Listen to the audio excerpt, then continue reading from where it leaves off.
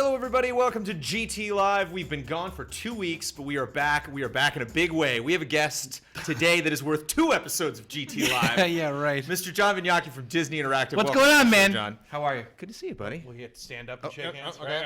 All right. My father would have been proud if he's watching.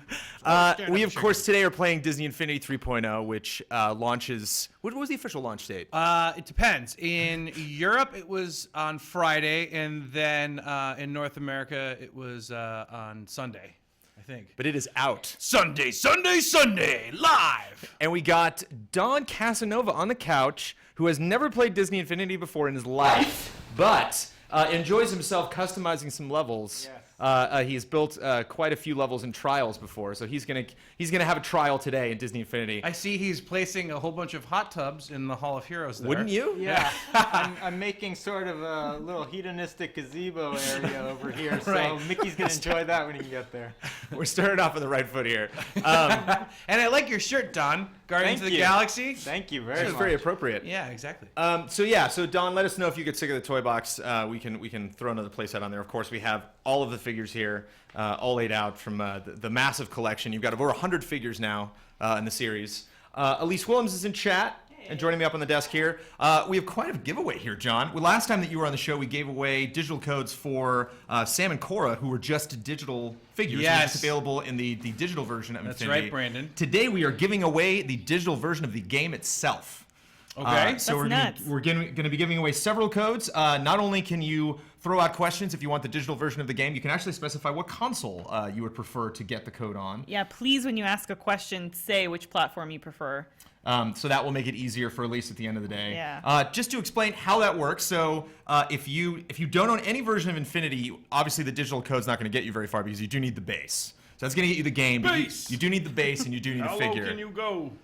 I'm searching for information here, John. Sorry, it's I just need some verification this has been, here. just for anyone that's watching right now, I am like at the brink of being just shattered. That's exactly where I 'cause want it's you. like, it's like, yeah, exactly. This is perfect because it's launch week, I think. Yeah, but it's it's happening. felt like that for the past 2 weeks for me because I've been on the road like crazy. But yeah, so now as everyone's been saying different lines, and I've just been like, oh, that reminds me of this song.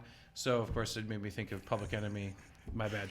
But whatever. Random. The bonus for the digital is if you're like, I've done Infinity on the Xbox 360 the whole time. Yeah. Then if you already have the base, then you can just have the digital code, and then if you just get at least one figure, then you can you can jump into the toy box and Yeah, you can absolutely. go in Yeah. and build stuff like Don is now. Yep. So that is the bonus of the Yeah. digital version of Infinity. Or we give you 3.0 and you go get that base. You go get that base. Go get that base. Wait, so I have something special. Something special. Yeah, so I also brought some special giveaways for Whoa. What? for the GT audience and for Whoa. you, and I know you're a big fan. And so I brought some extra special stuff too, but like when we're ready to talk about that, let me know, and then We're gonna get to we'll get to Yeah. that. We'll get to that later. You know, there's lots of fun, exciting stuff happening. Let's talk about how exhausted you are, John. Okay, yeah, exactly. What I'm has like- the last month of your life been like? Well, the last week is probably like, if anyone cares. It was like basically on Tuesday night. I flew to Washington D.C. We met with USA Today, Brett Molina and his entire group there, which was a lot of fun. Then we went to CNN. Which is crazy, like just the amount of people who are like, hey, it's Disney. Hey, this is like a cool video game. It's a big deal for the company. We'd love to talk about it. So we did that, and then I went to New York. And then on Thursday morning of last week, I was on Good Morning America, which was crazy. So I did that, and then I went and met with Fox News, which was also, crazy because they're doing game stuff now, which is, I think, awesome. And then I went to Wall Street Journal, and then I flew to San Francisco, and there was a big party at Pixar that they had celebrating Infinity, which was awesome. And then came home, crashed for a few hours, flew to San Francisco on Sunday, was in San Francisco Sunday and Monday, came home. So I missed the launch of the game, which is the first time ever. Like on Sunday, I didn't actually get to go. I was telling this to Joy on the way over here. I didn't actually get to go into a store. And like, as a game developer, you always go into a store when your game launches and you like kind of sit in the corner, like just listen to like, oh, let's see if the GameStop manager can actually pitch this. Like, have we done a good enough job educating people? Yeah. And so like that had happened. But so I didn't get to see that at all. Which is sad. There's time. Yeah, I mean, You got- there's still time, you got right? more- I mean, you got another playset coming out. You got more figures coming out this year. So yeah, you'll get more yeah. opportunities. So I mean, so like that's happened, and then like we did a live stream yesterday. You were on the live stream Yeah. for Toybox TV. You and did a it bunch was- of live streams this week. It was like, yeah, and so I was supposed to be on this entire week, but like something's come up, so I haven't had a chance to be on. But then it was really sad because Allison sent me a text message. So for anyone that's watching, we do live streams now for Infinity, and we do a ton of them. We do at least every single week. But like for launch week, we're going to do it every single day. And I was supposed to be on every single day, but there's so much stuff happening at launch when it comes to like just internally like tracking, hey, how are we doing in terms of sales? How are we doing in terms of Metacritic? Hey, you know, there's a problem over here. What's going on there? Like still trying to be active on the social community, reaching out to everyone, talking to everybody. So like all this crazy stuff is happening. And then Allison's like, hey, we're doing a live stream. Where are you? And then after I got done meeting with Jimmy Pitaro, who's our co-president of our division, I walked in and you were there. And like, I was so sad because I've been talking for so long about like, yeah, can't wait to get you on the show, Brandon. It's going to be great. Yeah. It'd be so cool. And then I walked in and it's like, you're just wrapping up the thing I've been talking about for years, which totally pissed me off. But you have. But to it come happened. back. But I was there, and I played a little bit with Allison. I played a little bit with Pat, with Papa Echo. Yeah. I mean, he actually built a challenge, and then we both played it, and I got a higher score than him. Did so you I, really? I beat him in his Good. own game. Good. That's great. literally. Isn't it funny to see just how like ghetto like that whole setup is? Like you would think that. Oh we yeah, have, not the like, game, but the actual Yeah, no. Yeah, yeah. Like I just mean more like this entire thing for us doing what we do with community all grew out of like us just going, this is what we think is right. Right. And we think it's cool. And for me, it's a little bit like philanthropic in that like I had always wanted to growing up be able to reach out, talk to, interact with game developers. And, you know, before social media, right, it was always about like writing letters and trying to get people on the phone. And so now, like, that's why I always feel like I have to respond to everybody because it's like, it's my job. Like that is something that I had always wanted. And so that's why we do as much as we're doing. And so it's just really tough when, like, again, going back to like you being there and then just being sad because it's like I'd miss playing with you and all that stuff. We would have had so much fun. But that brings up a good point, John. Like, why are you the person? I mean, you know, this might sound like a loaded question, but like, why are you the person to be on Good Morning America? Like, why? Like, is that officially part of your job description, or is that something you're like, I want to be the one there, you know, communicating the message. I want to be the one on behalf of the team and the company to Yeah. tell people about the game. No. Like, or is it just? Is this just the way, you know, the way your job is that you have to run out at all these different things, or are you actually putting yourself out there? Do you want to be involved, and do you want to be the person?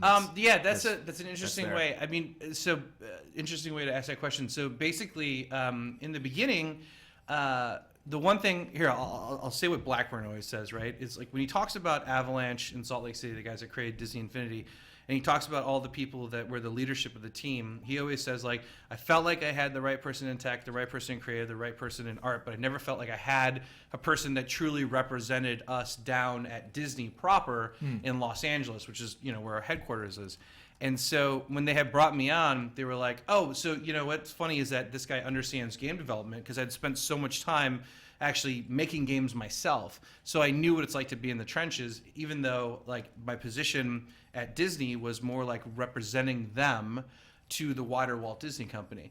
And so kind of as I was doing that more and more, that's when like PR started saying like, oh, well, you know, John's real busy and the guys are real busy working on a bunch of game stuff.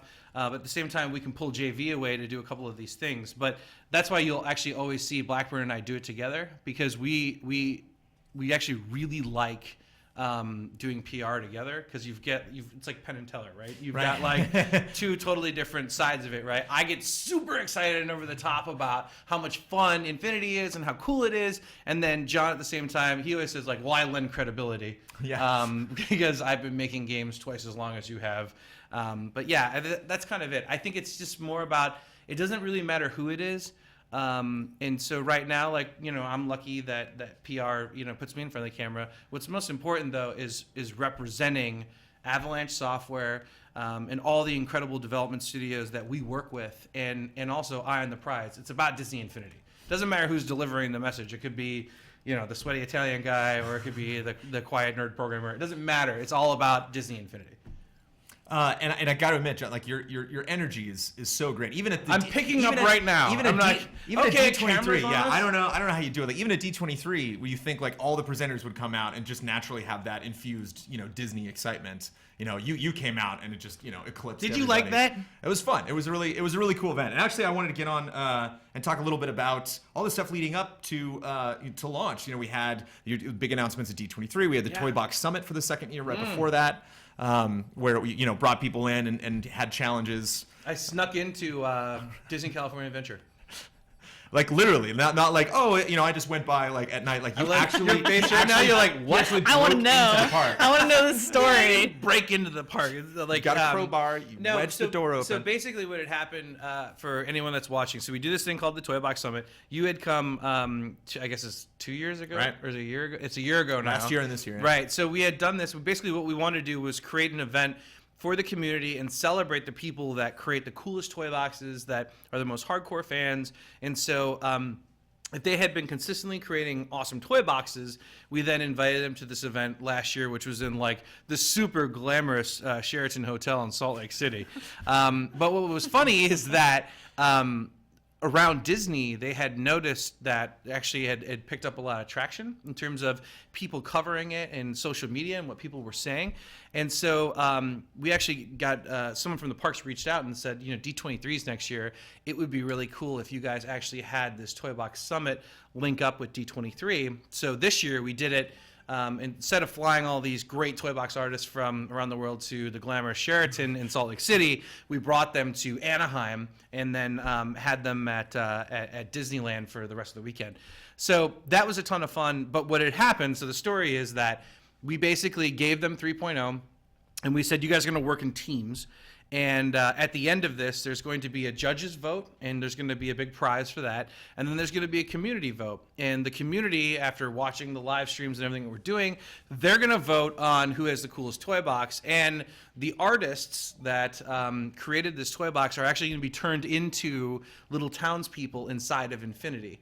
And so everyone basically had 18 hours as groups to do this. And so at about 2:30 in the morning, because secretly what was happening in the background is that we were having a development summit that was happening off-site. So as all the toy box artists are there, we actually had flown in all the key members of Ninja Theory, United Front Games, Sumo Digital, Studio Gobo, all the people that we work with, all the external development studios, and had a dev summit happening in the background too, secretly.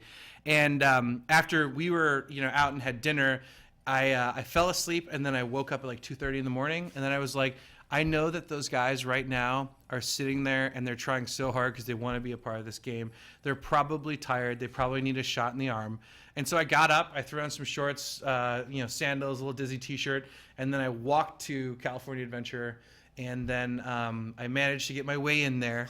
And How, then John? I'm not going curious. through. I'm You not told going them through you're- it. You think Like, you you could just had- flash a badge? You or bought a something, pass? You bought a pass? Like Or- it's a bit of Disney magic. Oh, Let's just okay. let's leave it that way. I understand. And then I went in there, and then actually on Periscope, I turned on my Periscope, and I was like, "What's on?" Right? And I totally got everyone, or I tried to get everyone like to be excited and amped again.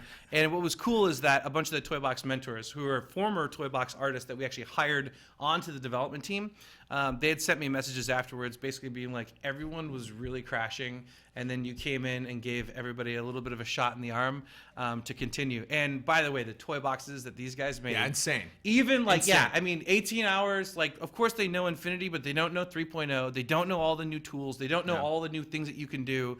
And so to see what they created, even with that small amount of time, was absolutely incredible. And last year, when I went to the first Toy Box Summit, I was like, okay, the good offerings, everybody, but I mean, these two are clearly like the winners. Right. And this was a tie across the board. I mean, I was glad I was not on that judges Which one was your panel. favorite? I wish we had footage we could show. Which one was your favorite? Do you remember off the top of your head? I mean, the Hoth one, right? I think the Hoth Hoth map one? one. Yeah, I think so that was the one that won. I think that probably was my. That actually was not my favorite. my favorite. Okay. My favorite was I forget what the beginning was, but the end of it ended up in a space battle that they had created, and then you had to go and they had built a Star Destroyer out of blocks and then put explosion that's triggers right. along the side. Yeah. And you had to go and then not only like shoot the explosion triggers to blow up the Star Destroyer, but then actually go inside and hit a button. And then at the end, I mean, this is the crazy thing is that with the tools now, especially for power users, they're creating experiences inside the toy box that are beginning to get close to what we as developers make as play sets. Right. And I think that that's what's fun about Infinity is that as the platform continues to evolve, so will those tools in the community that can create great content for it. And hopefully at one point, what we're focused on is doing the stuff that's too difficult for the common person to actually program. And we're then turning over those tools to them and saying, okay, make great content and we'll continue to support you in every way we can. So speaking of the summit, I love this game, John. I love talking to you. I love supporting this game any way I can. But I really want to take the gloves off. How much do you love it? How much do I love it? You want to take the gloves off? Yeah. Do you love it like an 8.2? You love it? Like an ooh. Is that? Oh, we're now the gloves are off. Yeah, exactly. I mean, gloves are so off. here's the thing. I remember you saying, I am so excited for this game, but I'm really worried about reviewing it because, I feel like it's going to, I'm going to give it. And so I was like, when I saw your review and the fact that it's lower than, most of the other guys are somewhere between an 8.5 and a 9. Not challenging any journalist, by the way, right now that might be watching, but as a huge fan, and I was like, there seems to be some journalistic integrity happening here. Right? Like, this score seems a little bit lower, but, regardless, hey, I still love you. And if you gave us a 9, a 9.5, or a 10, that would have been fine. But if you did it for your reputation, that's fine, too. The thing that's most important is that you like the game and you've had fun with the game. I mean, I do. I stream the game every Tuesday. I'm going to continue to do it. That's the most important thing. In his defense, we give him shit constantly. Right. And probably, bullied him into lowering that score. In 82 or 8.2 or whatever it was. Yeah, whatever. It's totally fine, guys. The thing that's most important to us is that you guys like it and it's fun. And then at the same time, gamer moms and gamer dads finally feel like they have a game that they can play with their kids. And actually, Ben Kuchera at Polygon wrote an article that got passed around the company that's basically like, hey, if you want to talk about Infinity and how crazy it is, I have a family that's 6 to 15, and they're all playing it, and they're all playing it for different reasons. And so that was like, when we read that, we were like, oh, finally. This is what we had talked about years ago. When it's like, hey, this is going to be a platform. This is what it's going to be. And everyone's like, yeah, okay, whatever, buddy. But now it really does feel like, and I think a lot of journalists like yourself are beginning to realize, yeah, actually, this makes a lot of sense. And now I'm understanding why and what this in their mind it was and how it has now matured into just showing signs of that. But we still have a lot of work to do to make it a great game. Even better. I mean, but just, yeah. Whew. Shots fired, John. I was not. Well, you were like, oh, gloves off. And I was like, well, I haven't even said anything yet. In here, I haven't right? even said anything for yet. Anyone that's on the dev team that's watching is like, Brandon Jones gives an 82? What the is that? Well, it was higher than last year. I gave it an 8 last year. You gave it an 8? Anyway, yeah. It was. I went 8.6 for year one, and I dropped down to an 8. Yeah. I had some concerns. That's fine. About stuff. That's all good. BT on Brian in chat says that you're hard on it because you love it so much. Well, and Amanda agrees. You know what? Actually, thank you. Who said that in the chat? Beat down Brian. Yeah, beat down Brian. Thank you. Actually, you know what? That's great perspective. I didn't even think about it. So thank you. That's right. If it's like a super fan that would go in and see Star Wars: The Force Awakens, right? Might be like, that wasn't what I expected because they might have built it up in there. So that's it's like Matt Soley, who was around the last time you were on, was playing the game for us. Whenever I had a long chat with him at D23, and it was mostly negative because I was very critical. I'm like, you know what you should do? I don't like this. I didn't like this playset last year. I didn't. Yeah. No, so, that's actually that's it's really good. It's funny. It's like I am you could say somewhat obsessed with this with the whole venture of Infinity, but at the same time, I will be very critical as I will get to questions hopefully later in the show. So what's important though, don't ever lose that. And to anyone that's in our community that's watching, don't ever lose that, because the most important thing that we can do, and we've been talking about it a lot this year, but I don't see this as a game that we put out there and then it just is like, oh, that's the version of the game. I see this as a game that we make, and less Brandon Jones, the journalist, and more Brandon Jones, the fan of Infinity. This is something I want to hear from everyone, because this should be a game with all these great characters that we care about and we evolve. And so we might say we think that this is the right stuff to do, but we want to know from everyone, because this we want this to be a collaborative experience when we go to build it. And we want to bring in the characters that you want to be inside of there, and we want to develop the features that you want. I mean, the amount of times I've been arguing about swimming right now at like the senior leadership level on the team, because everyone's like, we want swimming, and it's like, God, when we do swimming, then we're going to be able to have characters like, Ariel and, all these different characters that people want. And then, weighing that against, geez, we really want Lion King and Simba and all of those characters. Right. What do we do with four-legged quadrupeds? And how are they going to drive cars? And it's going to be weird when Simba's riding Raja. Like, how does that work? So anyway, it's important to never lose focus that as a fan, that we really want to hear from everybody to make the best game that we can. On that note, let's talk about Metal Gear.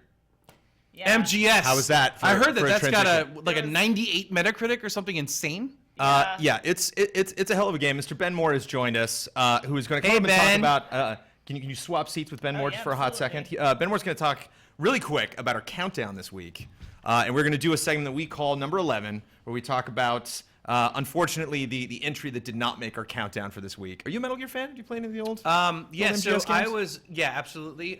But I've missed the last couple of them. Yeah, I played 1 a ton. I played 2. played I dabbled Platinum's into 2 a little 1. bit. I didn't finish 2. Didn't play 3. Didn't play 4. Yeah. Jeez. I know. It's terrible. I'm too busy playing Infinity. So we did last week. We did a countdown. We did the top 10 Metal Gear games, just across the board Metal Okay. Gear games. Yeah. This week, because we're still so excited about Metal Gear, we're doing the top 10 Metal Gear twists. So this is a very spoiler-heavy countdown. Yeah, okay. And this is spoiler-heavy what we're about to talk about, but it is something that should hopefully prep you for MGS5. I mean, if you're already into playing MGS5, you know this point. But for the top 10 Metal Gear twists, number 11 was the ending of Metal Gear Solid Ground Zeroes. Right, and so I guess if you don't want to know the ending of Ground Zeroes, don't listen to this. Fair warning. Do something else. But the reason it's so cool is because of kind of the history of Big Boss. He gets, you find out that he's pretty much being manipulated throughout all of MGS3, and that the boss was manipulated, and her sort of legacy and her honor was abused, and he goes on and he creates this group of soldiers, the MSF. The Army Without Borders, to kind of make sure that doesn't happen again, that they're not being controlled by any government. And then you find out at the end of Ground Zeroes, the whole rescue mission and this sort of nuclear inspection that they do on the base was all a ruse. He's being tricked yet again. And so it's sort of, when you hear that Phantom Pain is about revenge, that attack on his base, that's something that he built, Ground Zeroes really gives you a lot of context for that, a good reason to care, and I think that's why it's such a cool twist. Not as cool as the other 10 twists on our list, but it's still pretty neat. There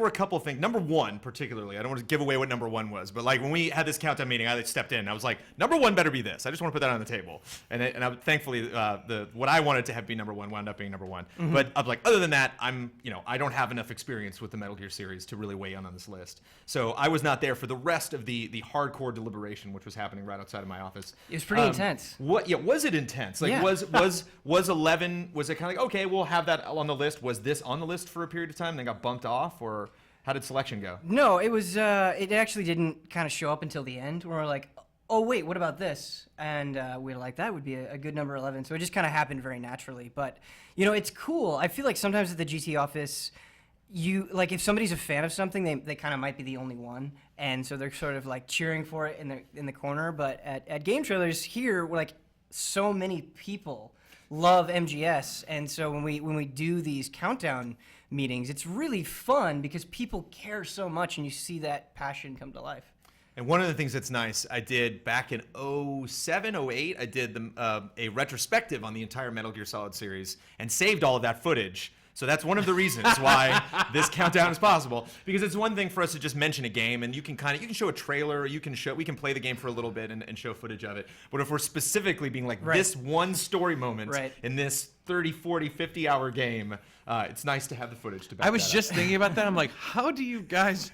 How did you manage to do this? Yeah, right? this wouldn't have come up. Okay. Because if you're doing the top 10 Metal Gear games, it's like, you could maybe just show the intro to all of these games. We could just play each for an hour and Sure, it's right. like, kind of keep the comments broad and not really talk about that one specific moment that you're not looking at now. With Metal Gear, it's funny because in any game, it's hard getting a specific moment, but because of the nature of Metal Gear, sometimes it's hard within a single cutscene to find a moment because it's like, okay, this cutscene is an hour and a half, and I need 5 minutes of it. So, yeah, it's funny, but. So is this something? So if you were going into MGS5, would you be glad if you persisted through the potential spoilerage of this conversation? Would you be glad that you knew that if you missed Ground Zeroes, you had a little context? Absolutely. If someone was about to play MGS5, would you say wait, no, play Ground Zeroes first, or? Yeah, it's reviewing Phantom Pain. I've had a lot of people ask me, what do I need to know before going in, and I really think. You can enjoy it on its own. I think the game is good enough that you don't need that extra context. But if you really want to indulge and invest yourself in the story and what's going on, I think you need to know about MGS3. I think you need to know about Peace Walker, and I definitely think you need to know about Ground Zeroes. And those all kind of feed into each other. So if you just watch the cutscenes of one, you're not going to understand the other one. So yeah, it's all that stuff is worth playing. So do you guys have anything where like someone could recap, like Yeah. through your site? Yeah, if I wanted to Sorry, know, that was not on not bait. If I wanted to know a little bit more about Peace Walker and a little more context of the story going into Phantom Pain, what would I do, Ben? Yeah, well, there's actually multiple opportunities. Michael Huber did a 12-minute video that sums up the Metal Gear series. There are a few mistakes, but if you want to get caught up, it's very good. I am also, this Friday, I just left my desk because I was writing the script. I got lost in it. We're doing a Peace Walker retrospective. And I'm super, super excited about it. So not only just the story, but the actual the game, the creation of the game, kind of where it stood in the franchise. Because when we did our MGS retrospective, it was right before. It was for Guns of the Patriots when that came out. But then Peace Walker came out, and those two games have come out since we worked on that project. Yes. So Yeah, I got tons of messages. People were like, "Are you ever going to continue the series?" So I mean, don't think of it as a literal continuation of the retrospective. It's not going to have the same graphics and tone and stuff like that. Right. Setting sound, expectations. I sound 8 years older, so you know what I mean. It's not something you can immediately watch the old ones and jump right into. But written by the guy who played and reviewed. I think you reviewed Ground Zeroes as well, right? I did review Ground Zeroes and The Phantom Pain, and played by Mr. Brad Ellis, written by Mr. Ben Moore. And you can check that out this Friday. So thank you. So then, Ben, are you the one that any new Metal Gear goes to you because you know everything about the franchise and?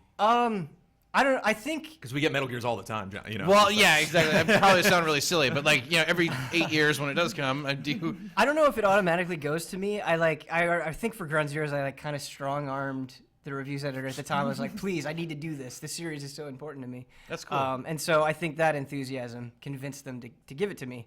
I like Metal Gear a whole heck of a lot. And hopefully people will feel that enthusiasm when Yeah. they watch the retro on Friday. I just want to say, really quick, having just recently replayed through all of it, Peace Walker is a hell of a game. Yeah? Yeah, it's. It was only number 10. I feel it was like only it- number 10 on our countdown. I know. I definitely think saw it some should have comments been. where people were like, I don't know where a Peace Walker Yeah. went out. But in defense, Brad Ellis literally just finished playing it and was like, he's like, it does kind of drag. He's like, it's like, you have this gorgeous world of Phantom Pain, and he's like, the world in Peace Walker is very small. It's very isolated in these little pockets of worlds. He's like, I kind of got a little tired going back to these areas. But I think if you kind of look at it in the context of 2010 on a handheld system, it's Right. extremely impressive. Ian's got to say something. Well, I was just gonna say when you've got Huber screaming Yeah. that he hates Peace Walker, it That bumps it up is the list. Somehow can influence people's opinions. Yeah. That is why it was number 10. You know that, John. yeah. It's just the louder you are, the more Right. The more legitimate people- your opinion sounds. Actually, no, that does not work at Disney. doesn't? The Okay. louder I get, everyone's like, is he going to be okay? Well, thank you so much, Ben. It is the midpoint of the show. It is the time we're actually going to roll a badass trailer. Sorry to say badass. I know it's a kid's game. No. But that's it's just the fi- segment. That's what we it's call fine. it, John. Hey, everyone enjoys Infinity. And this 6 to 60. This is a badass trailer. This is a intense 3.5 minute badass trailer, folks. This week we finally got to see the opening cinematic of Halo 5 Guardians. I still haven't seen this. Bit by bit, I'm slowly getting more I pumped can't about wait. this Yeah, game. let's Have you do seen this. this? Do we Have you get seen to this, John? react afterwards? It's going to be right over there on the All right. right, You can here we check go. it out. Here it is. Badass trailer. Enjoy it.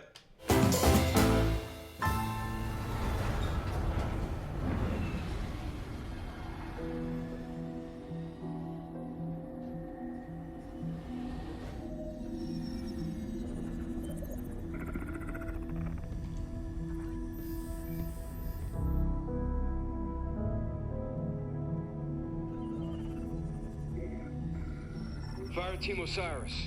Over the last 72 hours, 5 colonies have experienced identical events. Massive destruction, Forerunner in origin. And Dr. Catherine Elizabeth Halsey has managed to contact us. She claims to have information on these attacks. Halsey is currently in Covenant custody on the surface of Kamchatka. Your mission is to insert behind enemy lines, retrieve Halsey, and bring her back to Infinity. Be advised, Dr. Halsey is accompanied by Covenant Supreme Leader Jul Mdama. If you have the opportunity... Understood, Commander. Good luck, Spartan Locke. Infinity out. Tracking gear online. Affirmative. Say, before we make this jump, anybody want to say a few words? I figure if God can hear how scared I am, so can everyone else. Locke, you buying the first drink when we're done? You ask, you buy. Fire Team Osiris. The light is green.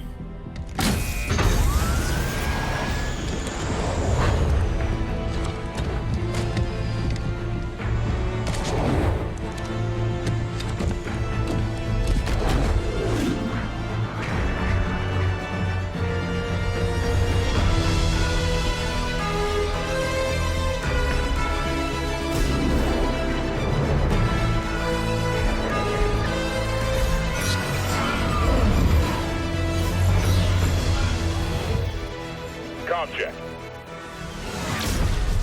Comms working fine, Locke. Copy that, Tanaka. Spartan Buck online and ready. Spartan Vale online.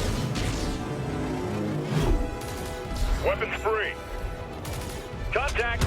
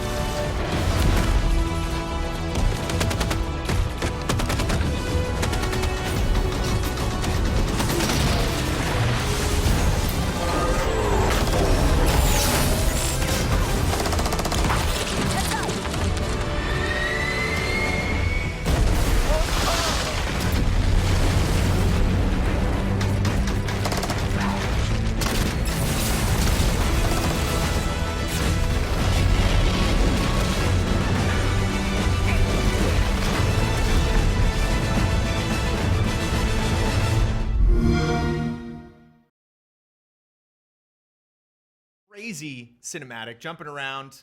I wish SSX was that, man. I wish you could be Master Chief. I miss SSX. I know, man. I love that. Holy franchise. cow, I love you, EA, you're hello, flying around, let's do doing this. flips, shooting things. I actually want to address 1080 as well. I want to address. 1080 was a dope game. It was good. I mean, SSX is a lot crazier. You know, Yeah, a lot more like Terraform. 1080 was. All right. Anyway, sorry. But I want to address something that I saw come up in chat, which I disagree with. Somebody said a game intro is not a trailer, and it is if you release it before the game launches. It is advertising. We're not getting Halo Guardians for a long time.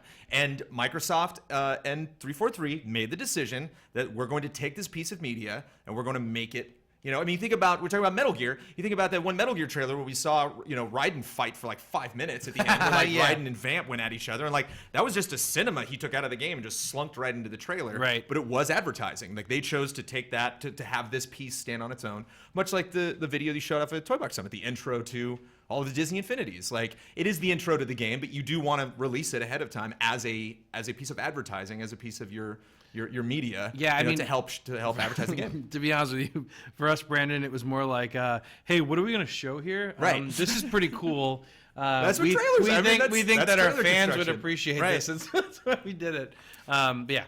So, okay, so let's get into it. Okay, I can see his 8.2 eyes over just here. went from 8.2 like over here. normal Brandon with his like, you know, nice eyes to these eyes, right?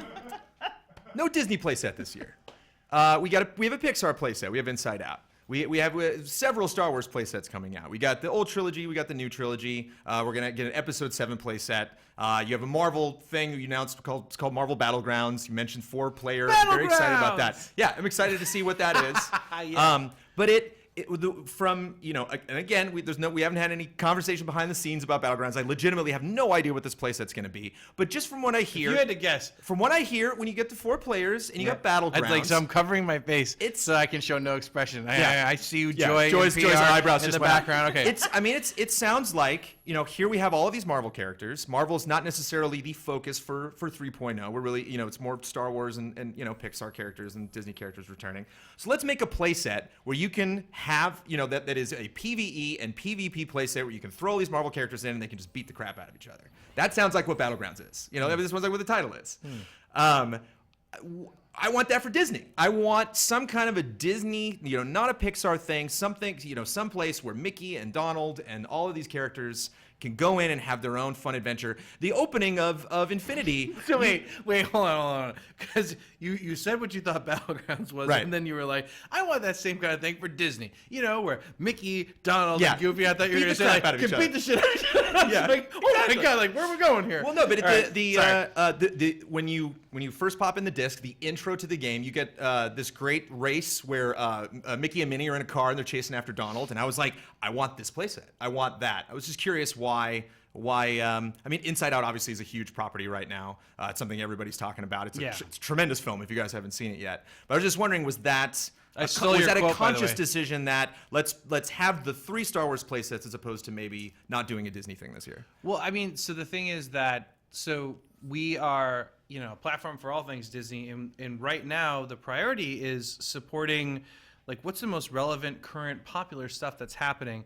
And I hear you, because what I actually hear you saying is I would like something legacy Disney inside of Infinity, and the team hears that too. Hears it loud and clear. We hear it loud and clear from the community. The question is, at what point in the slate of the Walt Disney Company is there a break where it's like, this seems like a great time to do playset X based on this animated property? I think the other critical thing is if you were at D23, which you were, you've heard us say there's still unannounced characters and unannounced playsets. Right. So that's it. Sorry, I just got and leave it at that. So I'll leave it at that. So yes, Pixar is a big part of launch. Star Wars is a big part of launch. We talked about Marvel, but there's more coming. And I haven't finished the Inside Out playset, but it's charming as heck. Are you having fun? It's a fun time. Yeah, I love the playsets this year. Are you playing with your wife at the same time? Because that's the most important part. Multiplayer. Yeah. Multiplayer is the most important part of that. It's so much more fun. Infinity in general is so much more fun when you're playing with a friend. And she's open world stuff. She's actually not or a loved one. Right. Yeah. Well, it's friend, loved one. Yeah, she has many things. Right. I just want to point out to the chat. You brought up her. I didn't. I'm always bringing up Anipa on the show, and they're just like, there we go again. Oh no, she's the sweetest. You gotta tell me. But she loves the side-scrolling platforming stuff. So that was right up her alley. The thing is that we were thinking about, and I've made this joke before, but it's like Lucas is like, Star Wars is a multi-generational property that appeals to boys and girls equally and everything. It's like, okay, we get that, but then at the same time, a big part of the experience that we crafted for Inside Out and in highlighting that playset at launch was because we also wanted to make sure, either for younger gamers or for gamers that didn't want a combat-heavy open world playset, that we had something for them as well. So Peter Pan got announced. Yeah, Crazy Town. But it's going to be in 3.0. I made the incorrect assumption that was going to be a 4.0 thing. You were kind of like, just like, Mighty Gidas won the Toy Box Summit last year. Yeah. And that was the 2.0 challenge. And so you made the townsperson. So I was like, okay, if it takes you a whole 0.0 to make a townsperson, it's got to be, we got to be waiting to 4.0 or whatever's happening next year until we get that. But we're getting in 3.0. That's so correct. Is that indicative of how long it actually takes to make a figure? Or is this kind of like a special rush job? Not a rush job, but is this a special circumstances that were put in place to make this figure happen? No, I think in general, so it takes us around, on average, 10 months to put together a character. And it depends how sophisticated that character is. One thing that's unique about Infinity in comparison to other games in Toys to Life and even other kids and family games, if you've played it out there and if you're in the chat, you know this, the amount of mechanics that we have from supporting the Disney characters, supporting the Marvel characters, and now supporting Star Wars characters, it's like, okay, so how are we going to make Peter Pan work? from an actual implementation perspective inside of the software itself. And so it's like, okay, well, we can use the flight mechanics that we've created for characters like Thor and Nova and Iron Man, and use that and then create custom animations for Peter to make him feel special in that way. And we can take from an actual combat perspective, this character's moves, that character's moves. We'll definitely create something custom for a special move. So from a software perspective, now that the platform has evolved into what it is, we can pick and pull from so many different IPs and characters that we've created in the past to support Peter Pan in that way. When it comes to actually creating, manufacturing, designing, getting approvals of a figure, that takes a lot longer, and that's why it's typically about 10 months to do a character like that. So one thing that we committed to our Toy Box Master artists that are part of this advisory panel is that they're going to be looped in, and they're going to be able to help shape what that character's pose is, what Peter Pan's pose is, and also what those moves are. And so it's fun because they know the game inside and out better than anyone else, and they can say the same thing that we went through of like, here's the flight mechanics, or here's the combat mechanics, or I'd like a little bit of this. And we actually want this to be a character that they help us create. Not only like you got to choose it, that's great, but then also kind of a peek on the inside of how we actually put together a character and get their feedback to make sure that that character represents what they want. Because ultimately, everybody had worked so hard for so many hours to build these great toy boxes. They've been featured on Toy Box TV. We want to make sure that their character that they got to choose is exactly the way they want it. Okay. I know this is a time we usually go to Don. Don's got a question. Emergency. Okay. Dawn emergency. How do I undo what I just did? I'm accidentally deleting things here. Well, this is a criticism I actually have for the toy box. So I know. You added the undo button, but the undo button only works for adding stuff. Right. So if you drop something in and you're like, whoop, I didn't mean to put that there, you can undo it. If you delete something, it's gone. Yes, I know. We know. Look at the entire team his knows. face. Oh, broke his heart, I am John. so sorry, Don. Hey, look at me. I promise that we will work to make it better for you. You have my commitment as the VP of production on this thing. I will make it. We will make it better as a team. We know we have a lot of work to do. If you have the undo delete button, maybe 8.5. No, there he goes. There he goes. Got me right back. All right, I deserve it. Even opening up that can of worms. All right, high five. Chat coined a term called 8.2 eyes. Yeah, it's the 8.2 now. Oh yeah. So we had Well, we had we had a couple guys that disagreed on our score of the Wind Waker HD. Mike Damiani was unfortunately no longer with Game Trailers. Gave it a 7.8, and Kyle Bossman on our team just lost his mind. He's like, "How on earth could you say this is one of the best Zelda games ever made?" So 7.8 is such a gag within the GT community. Do you remember that we actually have our own emote in our chat that's 7.8? Do you really? So we're gonna have to throw 8.2 Do you on there now. remember how much everyone was freaking out about the art style of Wind Waker back in the day? Like everyone was freaking when out. it first launched, though. Yeah, when it first launched. Like it was like when it first launched, right? And then it's like, okay, so we got Twilight Princess, which is what all the hardcore gamers wanted, right? And then it wasn't exactly. No, it wasn't what we wanted. Like Wind Waker was actually great. I love both those games, but I love cell shaded Yeah. style games. Like Yeah. I was so into that was Wind the Waker. most expressive Link I've ever seen. Was I all right. really So dug Wind it. Waker better. Tangent. But tangent. We gotta get back on track. All right. Because we want to get to the go. community. We want to get them asking questions so Okay. they can win some free copies of the game. And I just want one more thing. I just have a couple questions. Okay, no, I'm gonna please lump keep going. them. I'm gonna Please lump keep them going. into one big question. Just one big, just the elephant in the room. What can you for, make for Infinity? How can you make your game better? So yeah, what the heck? So last year you had digital exclusives. So you had Sam and Cora that were exactly. This is what I want to talk about, John. So you got digital exclusives that were only available on the PC and the tablet versions of the digital versions of Disney Infinity. Yep. And then you also had the Symbiote Spider-Man that was exclusive to the Vita version. Different deal. Yeah. But it's just these exclusivity things. Right. Where it's like we're going to launch this, but it's only available for this one thing. You did Hulk last year, Boba Fett this year. Right. And then the granddaddy, the king, if you will, of exclusives. Right. Which Mr. Don Casanova is actually rocking in the toy box right now, which I was fortunate enough to get at D23. Right. The first time anything Kingdom Hearts has appeared in Disney Infinity. Yeah. The King Mickey costume disc. Yes. Which is only available to granted a special contest you guys are doing right now. You're giving away 100 discs to people that can get in a contest. But I mean, initially was given just to people that are there.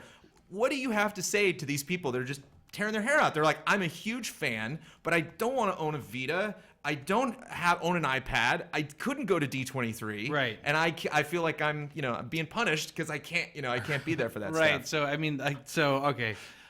This is so tough for me, especially because I really take this stuff like super personal to heart. In fact, so all right, let's go way back. Like, let's talk about Sam Flynn and Cora, these two characters, right? And so when we initially had announced, because the iOS version of Infinity had come so late, we had said, hey, for all of you iOS fans, we know that it's come late, but we've got these two characters, as hey, sorry, we have these two characters for you, available exclusively. And our community went bananas. And they were like, I remember like someone actually, Jason Haynes, who runs one of our fan sites, did like a dub over of one of the Hitler videos. I forget what it is. Where they're like, iOS only? Yeah. What's wrong with you, JB? No, the classic, like, yeah. And so I was like, oh my God. And so like after we had a laugh about it, we were like, we need to make this right. And so that's why Sam Flynn and Cora got turned into physical figures that were available at the launch of 3.0. These were rushed into production, airshipped, the whole 9 yards, because we wanted to make sure that we did right by our community, and that's really important to us. Awesome. So that's the first one. The second one, the Black Suit Spider-Man. So essentially, Vita, also like iOS, was coming so late. I mean, I think so. Sully actually, not that Sully's a bad producer. Sully was managing that, and it came late because we had to finish the console product, and we initially had targeted the Vita to come in November. And then it ended up getting pushed back just because of how big the game is and getting it to work on that handheld, which is incredibly powerful and a totally kick butt. Held back swearing. The high five. Platform that we wanted to make sure that it was a great experience on that platform, and we hope that we delivered. So then again with that, we were like, okay, so we should do something special to make sure that the Vita owners that we've talked about in Promise Infinity 2 are going to have something great, and so that's what we did with Black Suit Spider-Man. Then when it comes to this Kingdom Hearts costume change disc, so the thing is that Don, can you just go back to Mickey real quick? Sure. Can you just pause what you're building and just go back? So there he is. Yeah, so I have always been very, very open about, hey, what character would you like to see Johnny V join Disney Infinity? And I always talk about Captain EO. I've talked a lot about some of the classic LucasArts characters like Guybrush Threepwood, or any of the characters from Day of the Tentacle. I think that'd be really great. And I had always said, geez, it would be so cool to pay tribute to Kingdom Hearts and the team at Square Enix. And so this is something that myself and a whole bunch of people at Avalanche had talked about doing. In fact, this entire thing started as what is supposed to be the ultimate unlock for 3.0. Star Wars is now being integrated in a huge way. What is like the next crazy big thing that we can do? And so there's lots of conversations about what it could possibly be. And then someone had said, it should be the Keyblade. And I was like, yes, like I will totally fight for that tooth and nail, right? And even though Kingdom Hearts and Kingdom Hearts characters are considered part of Disney, there is a special relationship that we have with Hashimoto-san and that entire team at Square Enix about how they handle that property and how we treat that property internally at Disney. And so I actually had done a handwritten note saying that we were very interested in integrating the Keyblade as the ultimate unlock. It would be something very, very, very special. And when we had heard back from Square Enix that they were okay with that, then I took the next jump forward and I said, would it be possible for us to do a costume change disc for Mickey? And that was a bit more of a right, because I mean that's a little bit more, and it's not only talking and convincing them that it's the right thing or that it'd be a cool thing for fans. It was also talking to corporate brand, right? So if you imagine at Disney, and of course you guys don't care, but like you can imagine at Disney, right? They're like, okay, we have lots of different versions of Mickey, or Mickey, assuming roles as Mickey is the Sorcerer's Apprentice or Steamboat Willie Mickey. And so, why is it relevant? And then building that case for why we should make King Mickey as a costume change for Infinity. And so eventually I had managed to convince everyone, but we had all agreed that it needed to be something very special and very exclusive. And so then we decided that we would make for as many people that the arena could hold, this disc. And at the time, it seemed like a great idea. And even right now, so now I'm going to take off like Disney John Vignocchi and now put on like fan hat. I have, after that presentation, I was crushed because my Twitter feed was not full of how cool is this? Right. It was full of you are such a jerk. How could you make such a stupid decision? How could you? And I was crushed. And it's one thing. It's a disc. It's one solitary item in a franchise with just hundreds and hundreds of things. Yeah, and so I was so in the blue about it. And so actually myself, John Blackburn, and Jeff Bunker, who also work on the Infinity team, we were actually having lunch together, and they're like, hey, what's the reaction? And I'm like, the reaction is largely negative right now because of this thing. Yeah. And so John's line to me was, well, what's funny is if you take a look at how we've managed to handle community reaction to something that's been negative, we've always made it right. So hopefully we can make something like this right. So in the interim right now, and actually that's kind of the surprise that I brought, in the interim right now, we actually have this contest that we're doing, but I actually got my own personal 10 that I had to give out to my friends, and I brought them here for you to give out to the guys on GT. So Joy, could you grab the bag real quick, or just grab the discs? So we have them for you guys to determine how you want to give them out. I don't care. But okay, I'm not gonna make that decision live on the air. I'm trying to. I gotta soak that. I out. take weeks of planning, John. Is trying to be cool. So, but that's like in detail the entire story, the emotion behind it, everything that's happened. The long story short, to wrap things up. That's incredible. Sorry, that was John. really Thank you for that. Yeah. I mean, there is kind of a necessity to have something exclusive, to package in Boba Fett, to have a whole, you know what I mean? It just seemed like the right have thing. A bonus, for some people that are in some ways arguably, more committed or they're at the right time, and you want to honor them and you want to, appreciate your fans. That go out of their way. And even with Sony, right? And Adam would tell you the same thing. I mean, we went around to Microsoft, Nintendo. I'm glad they don't know where our office is, John. That's all I'm saying. Really? They're literally just. We went to our first party partners, and we love everybody equally. We just said, hey, we have an opportunity to do something special. Like, who would like to do this? And Adam and the Sony guys were like, duh. I mean, that sounds great. And so that's why we ended up doing last year and then doing this year again. We continue to have the conversations with everybody. So I understand at the same time where people are like, it's really tough when you give an exclusive to a platform in the way that you've done. Like, I do understand that, but at the same time, I want everyone to know that we're giving an equal opportunity to all those guys to get involved in different kind of ways, and everyone said no except for the Sony guys. So that's what happened, and we'll continue to have those conversations. I want to take the gloves off, and then these conversations always just end so positive, and I failed. Well, I really wanted to be just a hard-hitting, gritty journalist. Brandon, my entire thing is if you stand on the ground and tell the truth, right? It actually, people appreciate the transparency, and then understand what your thought process was, and so that's our commitment to our community and to our friends and fans. All right, enough of my yakking. Let's get to questions. Do you have time to stick around a little bit? Yeah, totally. As long as everyone's okay to still continue watching. Our chat's blowing up. They love you. But they want us to Thunderdome battle for the discs. Thunderdome? Which, I'm not. I don't think, that's like Warner Bros. Thing, right? Mad Max? Right. Oh, yeah. Yeah. Okay, officially. Can't we think of like a fun. Wait, did I just say? Yeah. Can't think of a. Battle Royale then. Okay. Battle Royale. Yeah. Battlegrounds. Mr. Gamer Nerd wants to know other games that you're looking forward to, if anything, or what you're playing kind of right now. So I'm playing The Witcher right now, which I think is fantastic. It reminds me of what the Pirates of the Caribbean RPG could have been that I was working on when Armada of the Damned. Yes, when I first started at Disney. So I'm playing The Witcher. I've been playing Rocket League, and then I've been playing a lot on my iPhone only because I've been traveling so much. Sure. But what I'm looking forward to, so Metal Gear scores are so high, it's like you have to, as a game developer, check out what's going on to make the journalists that you love and respect and read say this thing's so awesome. So I'm going to check that one out for sure. Obviously, Battlefront is a lot of fun. So we've been doing all these different events. And so it's like, hey, here's Infinity. And we're over in the corner with the EA guys. And they'll come over and we'll actually, play back and forth. So I've seen their build evolve over time. And that game looks absolutely fantastic. So I'm excited about that one.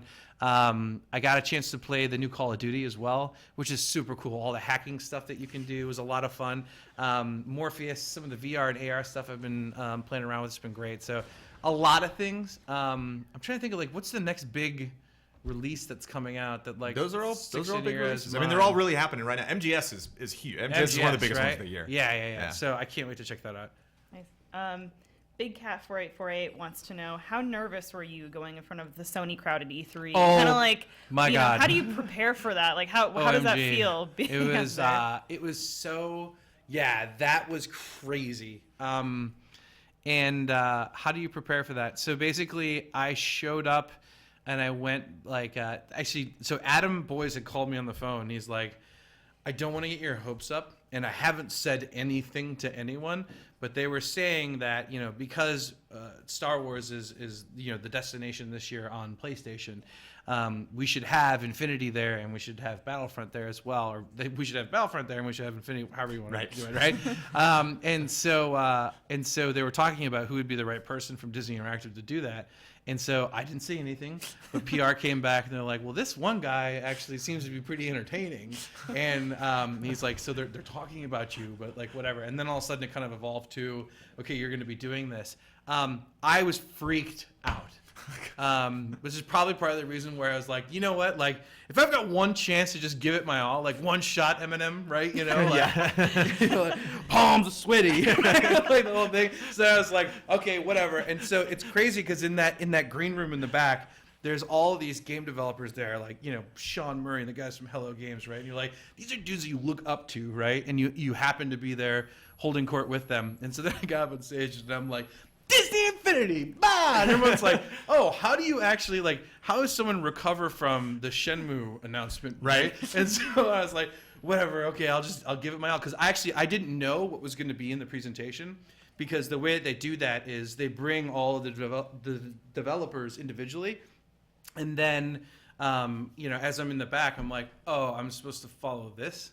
So anyway, how did I do it? I don't know. Just kind of like blacked out. Yeah, exactly. Like did it, and then people were laughing. I mean, someone in the crowd shouted, "Shut up and take my money," and that was like, I heard that, and I was like, so yeah, it was a crazy moment. And thanks everybody for watching. It's awesome. I have to ask this question now because you've quoted 2 rap lyrics at this point in the Yeah. show. Swordfish 00830 wants to know what your favorite rap group is. Oh, probably Jurassic 5. So they actually did a custom song for the original NBA Baller soundtrack. They're one of my favorite groups. I would say Mos Def and Talib Kweli. Black Star is another one of my most favorite groups. I've been listening to the new Dr. Dre album, which I think is totally awesome. Just Blaze we worked on projects together, and he's an incredible producer. So I listen to a lot of the stuff that he's doing on SoundCloud. And then just like in terms of, I'm a huge hip hop head, of course, right? So it's like, I know this is the dumbest thing ever, but I'm trying to think like who else. Just a ton. No, chat's flipping out right now. They're like, "Oh my god, good picks." Yeah, no, like I'm a total huge hip hop head. Obviously, Public Enemy, right? We were talking about Chuck and Flav. So just huge fan of hip hop. Nice. This is from Danny Endurance. How did farming come about in 3.0, and how will that advance in the future? Can we expect new elements like DLC later on? Okay, so I can't talk about, what I can talk about is that the team, okay, I'm trying to think of the right way to answer this question. Infinity is, it's a game that actually appeals to a really, really wide audience of players. And as a result, when we actually go and we do studies, and this might get a little bit heady, we go and do studies and look at the different types of players that we actually service on the platform and what type of gameplay they like. We want to make sure that we're ticking a box for a lot of different people. And so farming was an evolution of this mechanic that we've had for a long time, but never really done as much as we wanted to, of nurturing. It's a type of gameplay mechanic where there's not this looming sense of threat, but rather an opportunity to grow something and nurture something over time. And so that's where that particular mechanic, that's why farming was introduced, and everything that we do with sidekicks was introduced. But regarding the second part of the question, like what can we expect in the future? I can't talk about that because we don't talk about the future of stuff. But it's like great observation. I hope you liked It's farming. going to be awesome, whatever it is. Well, if we continue, I mean, sure, Brandon, you're jumping to conclusions there, but definitely like farming with Drax the Destroyer is awesome. This is from Divinity. Have you ever done a media blackout for a game that you were super hyped for, or like if not a movie or What's anything? a media blackout? So like you don't watch any trailers, you don't ingest any information, you ignore all the press, everything. A lot of our guys did that for Metal Gear Solid 5, where they were like, nope, nothing. Media blackout. Not on purpose. I would say right now my media blackout is with Halo. That's why I was so psyched when we like cut to the trailer. I was like, I haven't seen that. I mean, I'd heard about the HoloLens demo at E3. Halo's one I'm super excited about, but yeah, not on purpose. I have to ask another question of his because it's so good. Mr. Gamer Nerd wants to know, have you ever been starstruck by meeting someone else in the gaming industry? Yeah, totally. Of course. I think that when I started off meeting the guys at Midway, which is where I would start my career, I was totally starstruck. So for those of you that don't know, because Midway went bankrupt and is now gone, Midway was like what Rockstar Games is right now. They were the guys that were making like the coolest games, the most edgy games. You had like Mortal Kombat and NFL Blitz and NBA Jam. And so when I got to meet the programmers and artists that actually put those games together, I was totally starstruck. These days, the people that I'm starstruck with, I love. It's not even starstruck. It's like, who do you like hanging out with? And so I love hanging out with Tim Schafer. I love hanging out with Cliffy B. I love hanging out with Dave Lang, of course, right? Someone's going to say something, right? Whatever. Like, he's one of my good friends. But it's funny because it's not even so much being starstruck anymore. It's more like when you finally get to meet these people, you realize how real they are and how nice and normal they are. And the fact that everyone loves video games together. That's the coolest thing. Like, you have something that you're in common, like you have in common and you can be passionate about. And when you meet all these different people, celebrities and all, like I did dinner with Randy Pitchford and Rami Ishmael at Gamescom.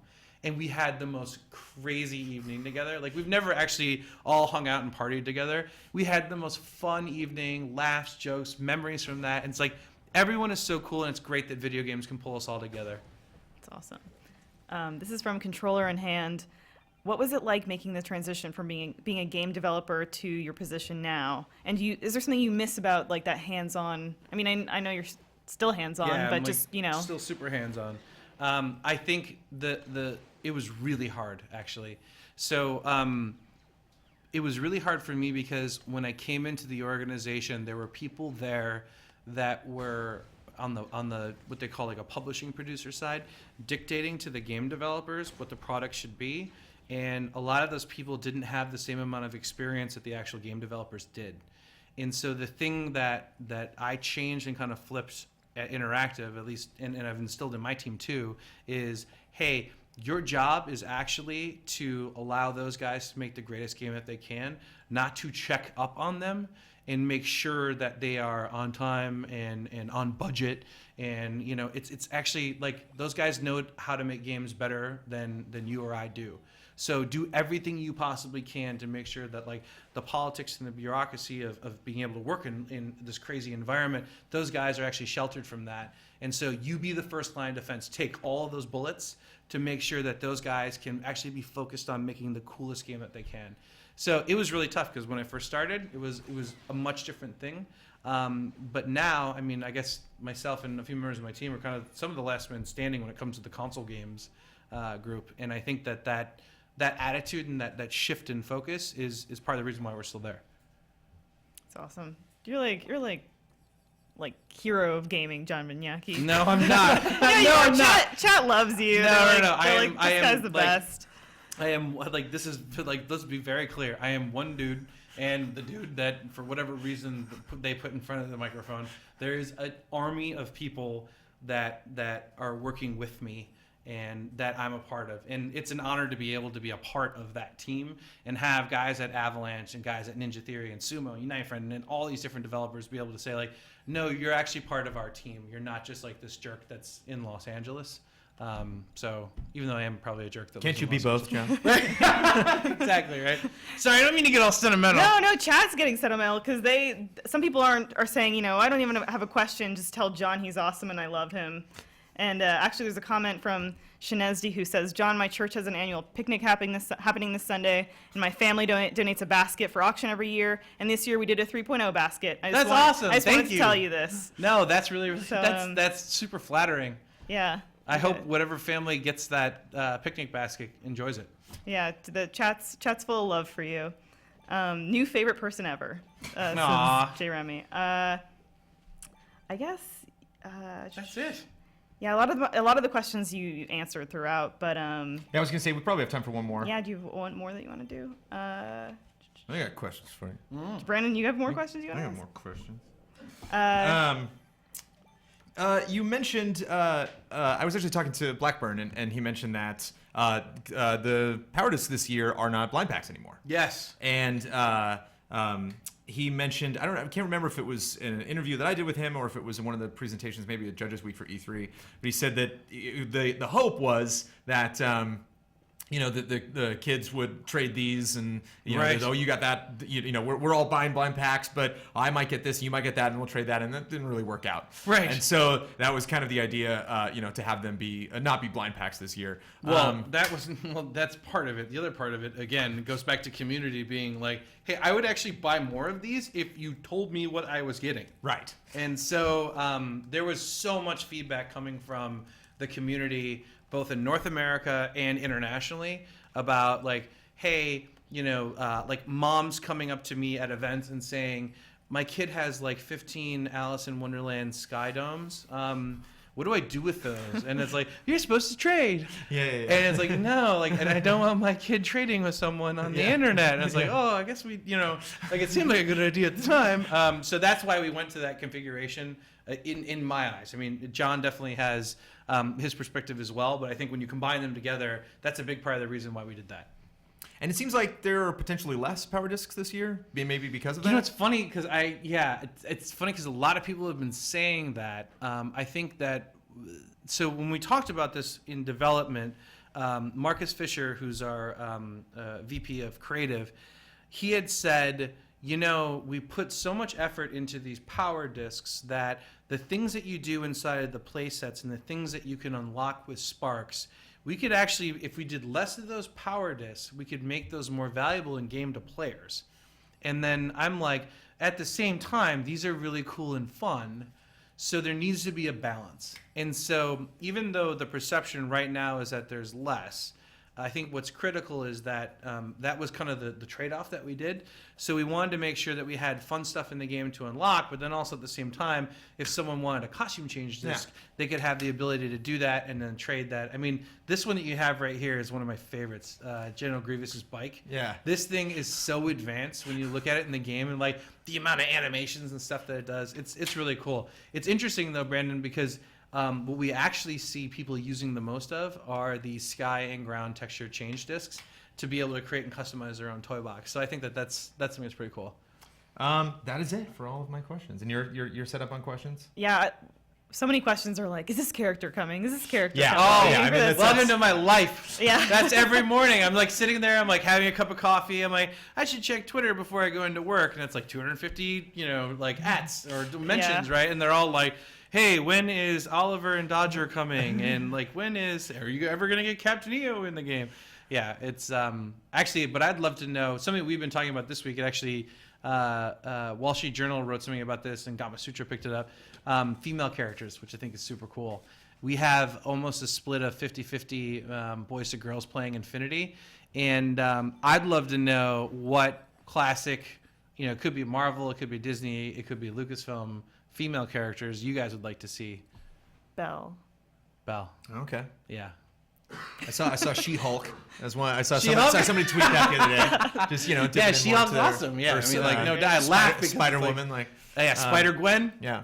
Spider-Gwen's a good one. So cool. Miss Marvel, Captain Marvel, so many great options over there too. Singularity. Oh, sorry, what? Singularity. Singularity. Oh, She's cool. She's from A-Force. Oh, yeah, there that's you go. actually She's a universe. Deep cut for me and Hank. She's infinite. It fits. I was thinking, he's absolutely right. I was thinking one for me that will be like another one of these, like my next passion project that I'm sure will never ever get greenlit, will be I want to do Guybrush and Elaine Yeah, that'd be great. Monkey Island. And again, just the thing that's really fun And about not that, without John- Ron Gilbert. Ron Gilbert has to be a part of it. If we ever did anything like that, get him out on stage at the summit. Well, and no. announce it. There would be like this is the big thing, and actually, Schaefer would be able to co-sign me on this, right? It's like. It's so important to have those people as part of that to make sure it's authentic. The same way it's important to have Tim Burton involved when you're integrating Jack Skellington and characters from Nightmare Before Christmas. So if I ever had the honor, if we ever had as a team the honor of integrating those characters, it certainly wouldn't be without the content creators like Ron. Can we forget some Muppets? I was actually out with the head of the Muppets last night, and we were laughing about that, and he's like, "What's going on, man?" And I'm like, "Yeah, another round, please." You'd lose it. I would lose it. That'd be nuts. That'd be Who's your favorite Muppet? Well, they So all of is them. the first like real character I ever met. Ever I was asking in last time, anything. like, who are the most popular Like, Muppets? and actually, it was not. I missed the movies, and I didn't actually watch the Muppet Show. Oh, as a kid. For me, it was all about Sesame Street. I was watching Sesame Street one day, and hi, Kermit the Frog here on the moon, and I was like, I love this guy. Who is the But like Sesame Street's different than the Muppets, yeah. Yes, but he was on Sesame Street. Oh, Yeah, okay. he was the roving reporter. Crossover. Oh, okay, Right. cool. That is where I met Kermit. I thought you met him on Sesame Street. I did. You were I on met him, Sesame Street. I met him through the television. I reached my hand. through the screen, Sorry. and I shook him. I'm thinking this is Brandon Jones on the set of Sesame Street and met Kermit the Frog. But no, this is childhood. Right. I'm pretty partial to Gonzo myself. Gonzo's awesome. He's a weirdo. Yeah. Who's your favorite Muppet? I can relate. I love Gonzo. Yeah. Oh yeah. Yeah. All of them are great. That's the thing. They're all That's- good. They are all good. It's a win. It's a win all around. Doesn't matter what. I figures think you add, so. it's a For win me, all around. it would be Sam the Eagle. Right on. Right? Like I love Sam the Eagle, Rolf, and of course, like you couldn't do that property justice unless you do, Kermit and Miss Piggy and Fozzie, and I mean, there's just so many great characters there. Rizzo. Yeah, Rizzo. There's a lot of even the new characters are a kick. Yeah. Okay, we have extended this episode Sorry. of GT. I'm Live. really We've sorry. gone I'm super really long. sorry, No, I everyone, loved for- every minute of for- it. I just really quick before we wrap things up and talk about some stuff that you can see on GT this week. Don, let's do a pullback. See if you can go into Spark mode and just give me a wide shot. I want to see your creation. and don't forget to save this thing too when you're done. Okay. Let's see. Yeah, here. R1 to go into Spark mode. Spark and then just mode. pull the camera back. Let's Let's see this massive construction Whoa. of yours. All right. It's kind of hard to see. All right. Yeah, you start down here. I created sort of a platforming First time playing Infinity thing. here, John. Yeah, well, it's so sweet, right? And it's like, and you're forcing Don to do this, right? thing's Which is got- what the funny thing is. The stream can't see the chain around his ankle. Yeah. Yeah, exactly. I mean, like the thing is, this is what we have to get better Agrabah. at. It's very rudimentary Agrabah. That's no. I would kill to run great. around that world. Don, So, I can't wait. this Save is- that thing for sure. So this is the messed up thing, right? Because, sorry, I mean, I guess you can still hear me if I whisper if I don't. The thing is, like, it's like giving someone, like a kid, a piece of paper and Right. saying draw. Right. And like some kids are going to build incredible, wow, like you're a natural artist. And some people are going to build that. Not that that's bad. I probably came out the wrong way. I didn't mean for it to come out. That's terrible. I mean, but some people will build something as great as that. Smorgasbord. Right? Good save. And so the thing is that it's about unlocking someone's creative potential. And we know as a team we have to get better at that, so that everyone can be proud of what they make. I think I'm feeling the creative potential, John. All I need to do is I need the ability to unlock more time to play Infinity 3. Yeah, right. Yeah, Because you when and me I both. stream the game every Tuesday, I'm like, oh, let me build this thing, and then I just move on to something else. And all the viewers are like, will you finish something one of these days? Hopefully that happens this year. You actually, you know what you should do? You should invite some of your viewers to build with you. Yeah. Because the Toy Box has online multiplayer, Right. 4 of you can build at the same Yep. time. So it'd be really fun to have, you building with your. I would totally do that with you sometime if you want All to. right. We'll make it happen. It'd be a lot of fun. So really quick, just talking about stuff. We talked about our top 10 Metal Gear twists this weekend. We're just like Metal Gearing up all over the place on the site. Last week we did the top 10 Metal Gear games. This Friday's been to talk to you about. We're doing a retrospective solely on Peace Walker. Our MGS5 review from Ben went up last week. You can still check that out. Ben also wrote top 10 tips. So if you were jumping into MGS5, he put in over 70 hours into the game, so he has lots of really good suggestions about what you should do. A lot of good stuff, particularly early on. None of it's really spoilery. A lot of it would be old news if you'd actually play Peace Walker. But if you're new to the franchise and just jumping into MGS5, it's a great read. And Mike Huber sat down and did his best to go through the entire story of Metal Gear in 12 minutes. Hit most of checked out most of the boxes, swung and missed on a lot of other stuff, but it's still amusing to watch. I recommend you check that out. A disclaimer, there is no tabletop adventures, there is no Final Bossman, and there is no GT time this week because Mr. Kyle Bossman is out on vacation. There was a first 15. There was a first 15 in replace of the Final Bossman. Those 3 shows specifically. Where is will not be Kyle up this week. vacationing? Where is Kyle vacationing? Actually, I don't know. Well, he went home to New York. Yeah, East Okay. Coast. We don't really care, John. Right? Yeah. I don't ask a lot of questions. You know what I mean? You can also check out, we just got back from PAX, missed you at PAX this year. Oh, I know, it's the worst. Checked out all sorts of awesome stuff. Checked out Lawbreakers. Andrea Renee did a great interview with Cliffy B for us. Also talked with Andrea about Rock Band, Guitar Hero Live, Lego Dimensions, Assassin's Creed. I did interviews with the staff of Homefront: The Revolution, which I played for the first time, which was great, and Divinity: Original Sin 2, which is one of the most complex video games I've ever seen in my entire life. A super deep RPG. Divinity: Original Sin 1 is coming to consoles. So they have lots of stuff to talk about. Our Mad Max review is going up very soon. I think that script might be in my inbox. Bloodworth finished the game today. Dude, it's crazy. Didn't that game drop 2 days ago? We're a little bit behind on our embargoes this week. Sorry. A little bit behind on reviews. I didn't mean to call anything out. Yeah, Don just looked at me I'm not, jerk. Speaking of character creation games, I'm also going to be reviewing Super Mario Maker, which the embargo actually lifted today, so you're seeing lots of reviews come up. Cool. I'm going to work on that review as fast as I possibly can. Cool. And as we mentioned, first 15, mandatory update, including a special segment that Ian shot at PAX by his lonesome. A mic in one hand, camera in the other. It's called the Horribly Conceived Mandatory Update Solo Edition. It'll be contained within a Frame Story episode also. I had no part in that. She had no part in it. And it shows. It's terrible. And of course, it's the beginning of the month, so we have our release calendar video where we go through all of the awesome releases that are coming out this month. And you can check out that video as well.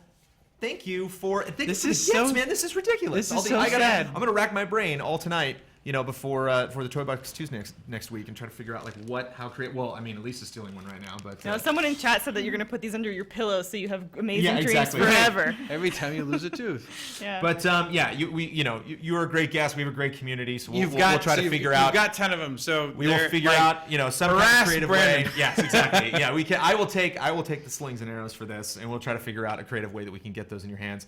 Thank you, Don Casanova, for playing Disney Infinity for the first time and building this amazing creation. Have you saved it yet? Have you saved it?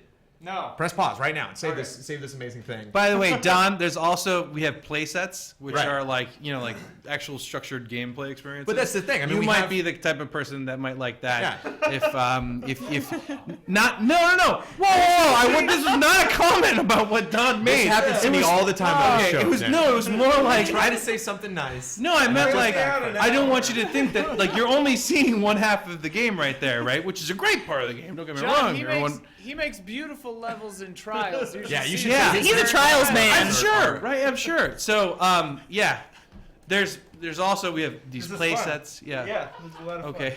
Okay. Thanks. God bless you. I'm sorry I screwed that up. You there. can dream it. You can maybe build it. You should probably play fun. a Keep place. dreaming big. That's what you meant to say. Yeah, exactly. All right. Thank you, John, for coming in. Good Thanks, luck man. on the rest of your launch and the rest of the year for Disney Infinity, because you got all sorts of stuff that have yet to come out. More playsets, more figures. And thank you guys. Hopefully some cool people got the digital codes. We actually got a bunch of codes that you sent us, so I'm going to be giving more of those out on Toy Box Tuesdays along with awesome discs for the next couple weeks. So good to have you on. Returning guest. Thank you for coming back on. No, if I just didn't have their eyes roll at me all the time, I would have you every week on, John, because you're so much fun. I love this stuff. But seriously, thank you for the opportunity to be here. I mean, everybody. And thank you, everyone, for listening to me talk. So it's great. We'll see you next week for another GT Live. Take care, guys.